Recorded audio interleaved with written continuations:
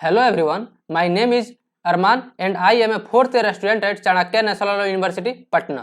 Mock देना CLAT exam के preparation का एक इंटीग्रल पार्ट है। वे सारे एस्पायरेंट्स जो किसी भी मोड से प्रिपरेशन करते हैं, ऑफलाइन या ऑनलाइन या फिर कोचिंग से या सेल्फ स्टडी से प्रिपरेशन करते हैं, सभी एस्पायरेंट्स क्लैट का मॉक जरूर देते हैं। लेकिन क्वेश्चन सिर्फ मॉक देने का नहीं है, बल्कि मॉक देने के बाद उसको प्रॉपरली एनालाइज कैसे करना है उसके बारे में भी है। तो इसी के बारे में डिटेल में डिस्कस करेंगे कि बेस्ट वे क्या है मॉक को एनालाइज करने का। इससे पहले कि डिस्कस करें मॉक को कैसे एनालाइज करना है, ये डिस्कस करते हैं मॉक देना क्यों जरूरी है। मॉक देने का बहुत सारे इंपॉर्टेंट रीजंस हैं। जितने भी स्टूडेंट क्लैट के लिए प्रिपरेशन करते हैं वे सभी मॉक्स देते हैं। मिनिमम 1 मॉक 1 वीक में तो देते ही हैं, और सीरियस और हार्डवर्किंग एस्पायरेंट्स एग्जाम से 3 से 4 महीने पहले 2 मॉक्स पर वीक देते हैं। तो आप कंपटीशन में पीछे नहीं रह जाइए, इसलिए आपको भी रेगुलरली मॉक्स देना ही होगा। मॉक्स जो होता है वो एक्चुअल एग्जाम के पैटर्न पर बेस्ड होता है, इसलिए आप अपने नॉलेज को असेसमेंट करते हैं और उन मिस्टेक्स को भी आइडेंटिफाई कर लेते हैं जो क्लैट के एक्चुअल एग्जाम में हो सकते हैं, इसलिए आपको मॉक देना ही चाहिए। अब हम बात करते हैं कि आपको मॉक को एनालाइज कैसे करना है जिससे आपको मैक्सिमम एडवांटेज मिले और आप क्लैट को क्रैक कर लें। तो इसके लिए आपको कुछ स्ट्रेटजी और स्टेप्स को फॉलो करना होगा। First step is maintaining A record book. Mock analysis के लिए एक रिकॉर्ड बुक को मेंटेन करना बोरिंग हो सकता है, बट इसका बहुत ज्यादा एडवांटेज एक्चुअल एग्जाम में होगा। आपको रिकॉर्ड बुक में कुछ डिटेल्स को लिखना है मॉक्स देने के बाद। इसमें लिखना है कि आपने कितना टाइम में मॉक्स कंप्लीट कर लिया, कोई अननेसेसरी टाइम जिसे आपने स्पेंड किया हो, कुछ ऐसे टॉपिक्स जिसे अभी तक आपने नहीं पढ़ा बट वो मॉक में आ गया था, क्या आप मॉक देते टाइम डिस्ट्रैक्शन फेस कर रहे थे। जब आप इन छोटी छोटी इन्फॉर्मेशन को रिकॉर्ड बुक में लिखोगे तो ये इन्फॉर्मेशन आपको हेल्प करेगी आपको फोकस्ड रहने में और अपने स्टडीज में कंसंट्रेशन करने पर। जब आप इन सभी इंफॉर्मेशन को लिख लेंगे तो आपको कुछ और इंफॉर्मेशन को भी लिखना होगा, जिसमें आपको लिखना है rank, score, negative marks, sectional score for each CLAT mock test.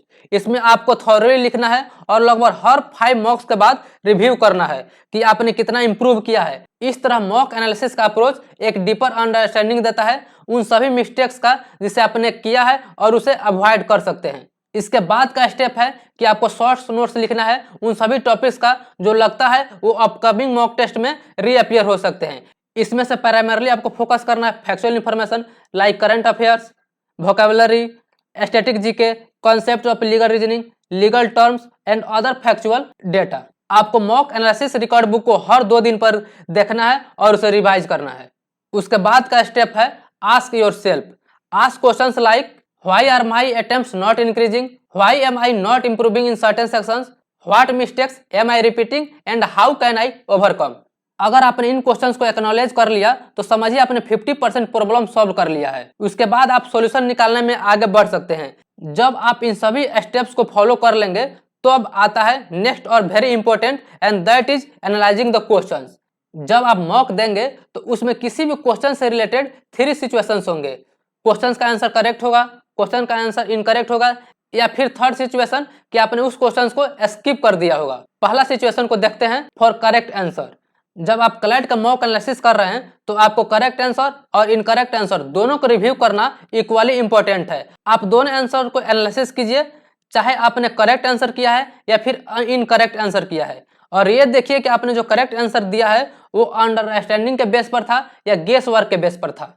यह बहुत जरूरी है कि आप इंश्योर कीजिए कि आपका रीजनिंग साउंड था। इवन अगर आपका आंसर करेक्ट है और रीजनिंग फ्लॉड है तो उसको इंप्रूवमेंट के लिए नोट कर लीजिए। आप इसे भी मॉनिटर कीजिए कि आपने हर एक क्वेश्चन पर कितना टाइम स्पेंड किया है। अगर आप एवरेज से भी स्लो हैं तो इसका मतलब है कि आपको उस एरिया में और स्टडी करने की जरूरत है। और अगर आपने ऐसे क्वेश्चंस को करेक्ट आंसर किया है जिससे आप फैमिलियर नहीं थे तो उसको एक्स्ट्रा प्रैक्टिस करने के लिए लिख लीजिए। अगर आप इन एरियाज में इंप्रूवमेंट कर लेते हैं तो ये आपके ओवरऑल परफॉर्मेंस को बढ़ा देगा। अब बात करते हैं फॉर इनकरेक्ट आंसर्स। जब मॉक एनालिसिस करें तो इनकरेक्ट आंसर को एनालिसिस करना और ज्यादा इंपॉर्टेंट हो जाता है। यह बिल्कुल वैसा ही है जैसा मिरर के सामने खड़ा हो जाने से हम जैसे होते हैं वैसे ही दिखते हैं। ठीक उसी तरह से हमें यह सिखाता है कि कहाँ फोकस करना है। सबसे पहले आपको सिंपल एरर्स पर फोकस करना है, जैसे क्वेश्चंस को फास्ट पढ़ने से या उसको थॉरली नहीं समझने की वजह से आपने इनकरेक्ट आंसर किया है। तो ऐसे क्वेश्चंस को इंप्रूवमेंट करना आसान होता है। इनको पहचानने और रिड्यूस करने से बिग डिफरेंस आप नेक्स्ट मॉक में देख सकते हैं। उसके बाद उन क्वेश्चंस को देखिए जिससे आप अनफैमिलियर हैं, जो आपके लिए नया है उसे लिख लीजिए और उन पर best at least 20 to 30 question practice कीजिए। आपको उन क्वेश्चंस को अवॉइड करना चाहिए जो एक्सट्रीमली डिफिकल्ट कैटेगरीज में आते हैं, मींस कि जिसे मैक्सिमम एस्पायरेंट्स स्किप कर देते हैं। अगर किसी क्वेश्चन में ज्यादा टाइम लग रहा है और आप अनश्योर हैं तो उस क्वेश्चंस को मूव ऑन करना ही बेटर है। आपको उन क्वेश्चंस को एक्स्ट्रा अटेंशन देना है जिसमें कैलकुलेशन ज्यादा इन्वॉल्व होता है। कैलकुलेशन में आप स्पीड और एक्यूरेसी दोनों पर फोकस कीजिए। अगर आप उन टॉपिक्स के क्वेश्चंस को इनकरेक्ट कर रहे हैं जिससे आपने पढ़ा है बट भूल गए हैं, तो आपको उसका स्टडी मटेरियल को फिर से रिव्यू करना है। कम से कम एक बार एक वीक में आपको रिव्यू करना है, जिससे आपके माइंड में उसका कंसेप्ट फ्रेश हो जाए।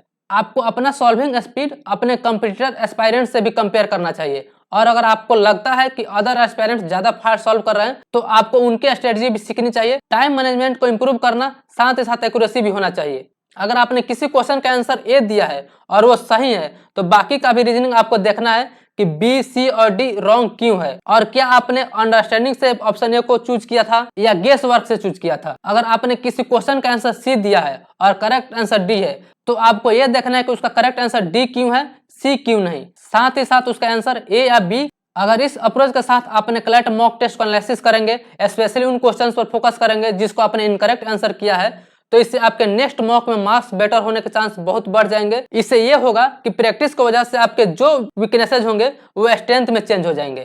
Third situation is skipped questions. Skipped question तो बहुत कम होते हैं, लेकिन इनका इंपॉर्टेंट रोल होता है आपके मार्क्स को इंक्रीज करने या डिक्रीज करने में। जब आप एनालिसिस कर रहे हैं तो देखिए कि आपने उसे स्किप क्यों किया था। अगर कोई क्वेश्चन स्ट्रेंज और रिलेटेड नहीं हो तो उसे स्किप करना ठीक है।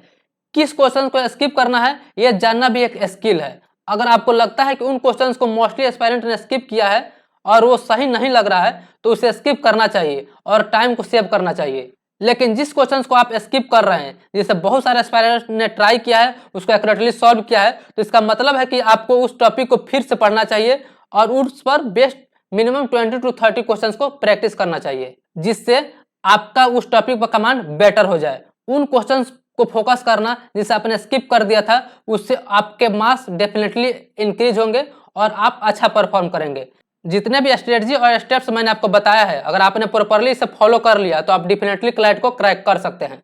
अगर आपका कोई क्वेरी हो तो आप नीचे कमेंट बॉक्स में लिख सकते हैं, मैं डेफिनेटली उसको आंसर करूंगा। अब मैं भी हो सकता है उस पर एक वीडियो भी बना दूं।